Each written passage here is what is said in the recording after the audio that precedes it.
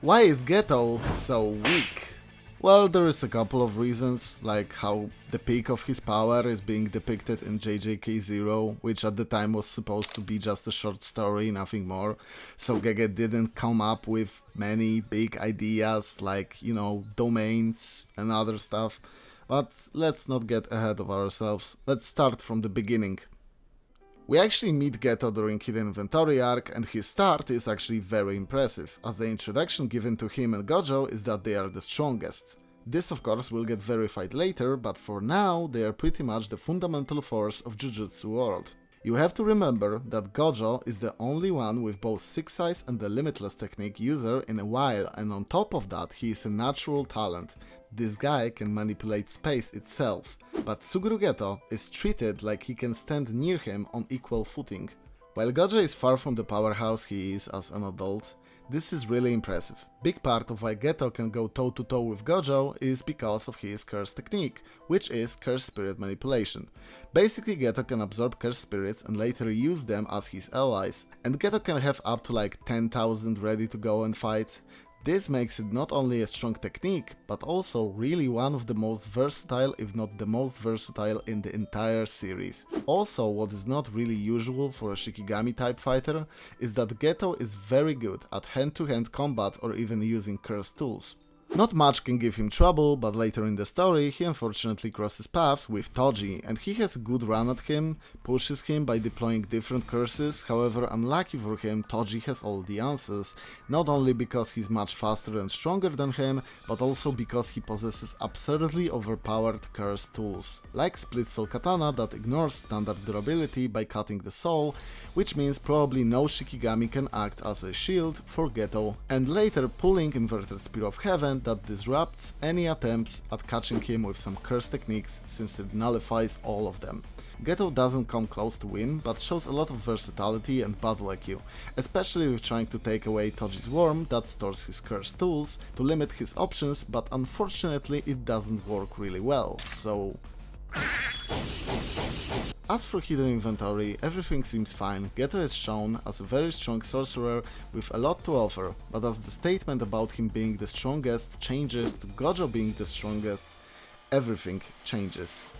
Gojo gets a buff and a bunch of cool abilities, and he's on his way to unlock long distance teleportation and domain expansion, so Geto gets left in the dust. And now we get to the meat of this video. Because the next time we see Geto is in JJK 0, really unfortunately for him, JJK 0 originally started as a short story that Gege wrote without a whole series in mind. There was no Itadori Yuji and Sukunas or any other stuff like that, and this is the problem because Geto and Gojo are supposed to be in their peak, especially since JJK 0 takes place 1 year before the crazy events of JJK main series, and Geto still doesn't have domain. This is because the domains wasn't a thing back then. For some reason, Gojo, who was supposed to develop domain sometime after the Hidden Inventory, doesn't just open domain against Miguel when he clearly states that he doesn't have time to fight him because he needs to go and help Yuta.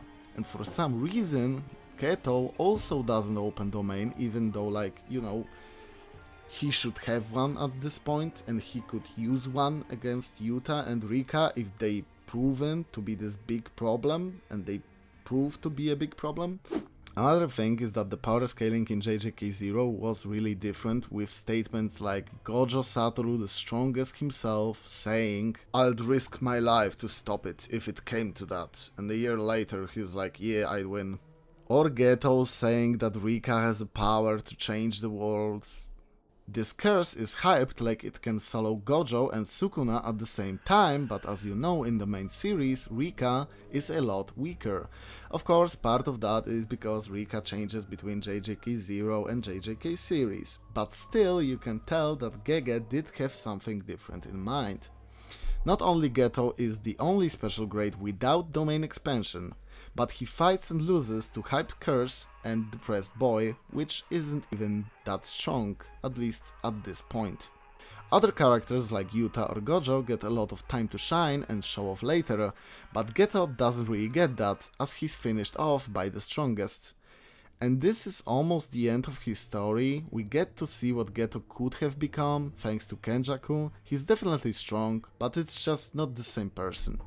And there is a potential that even if Geto lived and didn't develop domain, he could still absorb a curse with a domain, like Kenjaku did with a smallpox curse. But we just don't have all that much to go off, considering that a few thousand curses doesn't even sound so scary when you think about the fact that Gojo in Shibuya was able to destroy approximately 1000 transfigured humans in 299 seconds, using pretty much only his raw power and speed. No curse techniques involved, pretty much. The fact that this guy can just spam different Shikigami chaining attacks is going to be a problem against a lot of people, but the thing with it is that he devastates all grade 1 sorcerers with no problem.